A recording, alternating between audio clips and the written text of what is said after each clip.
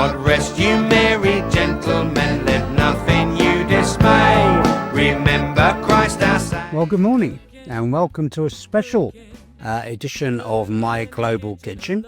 By happy coincidence, November has 5 Saturdays, which gives me a spare Saturday to use up.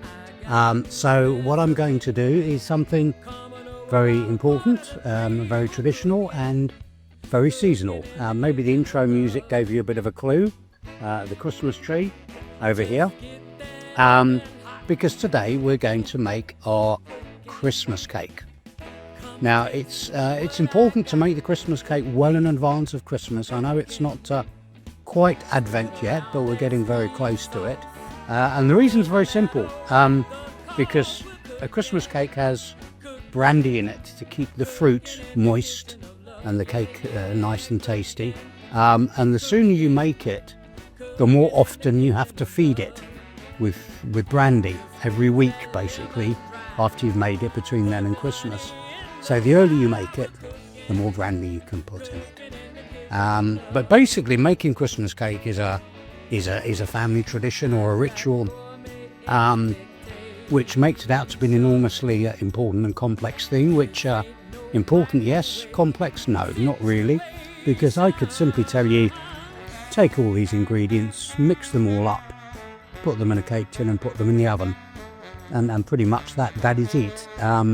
But of course, it being an annual tradition, there's far more things which need to be done. So we need to clear the diary for 3 days. We need to rummage through the kitchen to find ingredients and equipment which only get used once a year probably. We have to ban everybody else from the kitchen because there's so much to be done. And we have to order a takeaway for dinner because we'll all just be too busy making the Christmas cake to bother about cooking dinner as well. Not really true, but there we are. So what do we need? Well, the important ingredient, if you like, in terms of quantity is dried fruit. We've got a big bowl of dried mixed fruit. Then we have some cognac and some orange juice, flour, sugar, brown sugar, ground almonds, eggs, butter, some glacé cherries, and then for seasoning we have a little bit of salt. I don't have any jars of mixed spice, which you can probably get in the UK, certainly in the US. I've got cinnamon, nutmeg and ginger, so I'm going to make my own mixed spice using them, and just a little bit of baking powder to give it a little bit of a rise. Or the eggs do most of the work in that process. So there we are. It's a very simple dish, doesn't take too long, but there's a lot of stirring involved. So let's get ready to stir. So we'll need a chopping board, a knife, a wooden spoon, a metal spoon, 2 bowls, a cake tin, 8-inch or 20 centimetre cake tin, some greaseproof or baking paper, some brown paper and some string. Okay, so the first things we're going to mix together are our butter, which we're going to put into a big bowl there, and our sugar.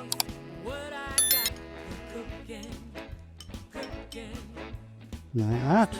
But before we get on to that, we'll just prepare the tin for later, because this needs to be greased and lined. So we take a little bit of butter,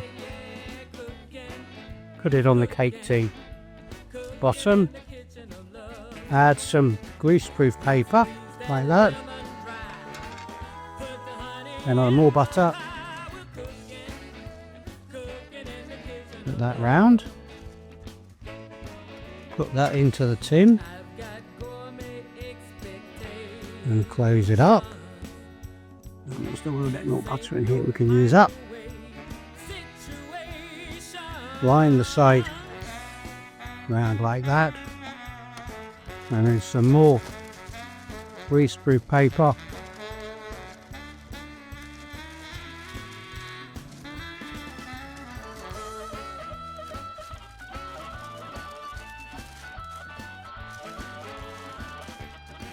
Press that in,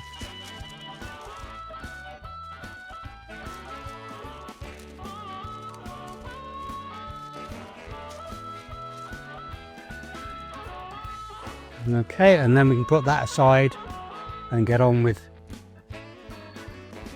the rest of the job. So the butter and the sugar. Do you remember when we did pastry, I said how important it was that the butter be cold straight from the fridge, because you make it with your fingertips and the butter needs to be cold. Today with this it's the exact opposite. The butter needs to be nice and soft so that it mixes in nice and easily. Room temperature, which in Gran Canaria means about 25 degrees, so it's very nice and soft. We're going to mix it around.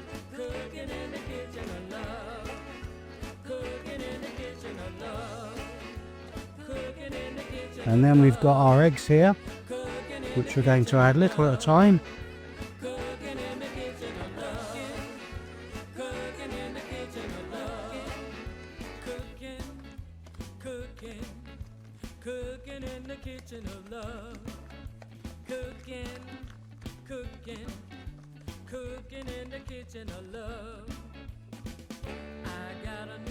This is the easy bit of the mixing. This is as soft as it gets.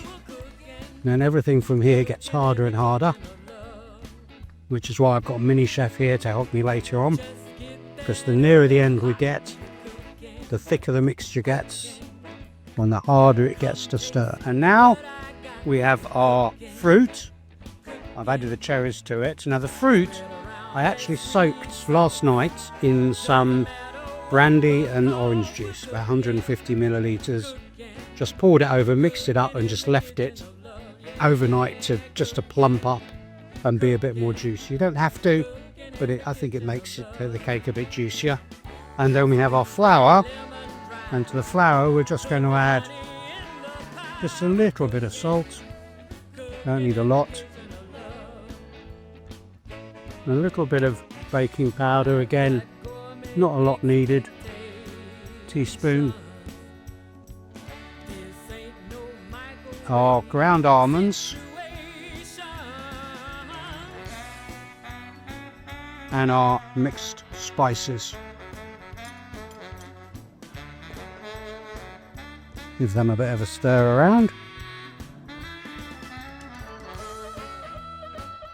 So basically we've got three bowls. We've got the main bowl, our fruit bowl and our flour bowl, and all we do now is start merging them all together like this.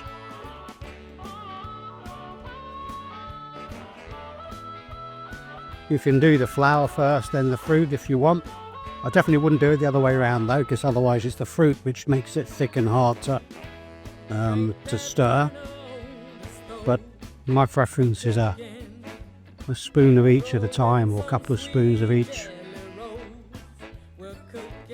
Add flour,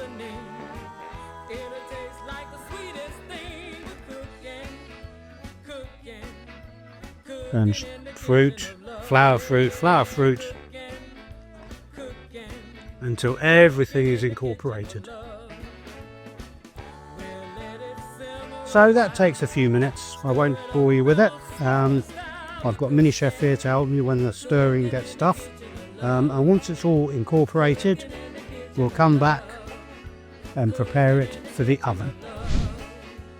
So the full ingredients for today are a kilo of mixed fruit, sultanas, raisins, currants, peel, mixed peel, around 150 millilitres of brandy and orange juice, 250 grams of butter, 250 grams of soft brown sugar, 4 to 5 eggs, 75 grams of ground almonds, 350 grams of plain flour, a tablespoon of baking powder, half a teaspoon of salt, and 2 teaspoons of mixed spices. Okay, so we're more or less there. Last thing, just to add a little extra touch of cognac for luck. Give that stir in, and now everybody who's been involved in preparing the cake gets to have a final stir and make a wish. That's it. And then once we've filled the cake tin, I'm just going to put some brown paper around it like this and tie it up with some string. Not absolutely necessary, but it does stop the chance of it burning on the edges. It protects it a little bit, because this cake is going to be cooked for a very long time, anything up to about 4 hours at a very low temperature. So you put it in the oven around 130 degrees for about 4 hours. Might be ready in 3.5, see, but check it every now and again. If it looks like it's burning on top, then just get some foil or something and cover it.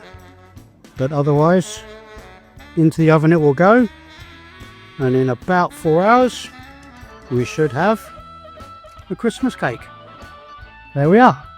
We wish you a Merry Christmas. We wish you a Merry Christmas. We wish you a Merry Christmas and a Happy New Year. Good tidings we bring.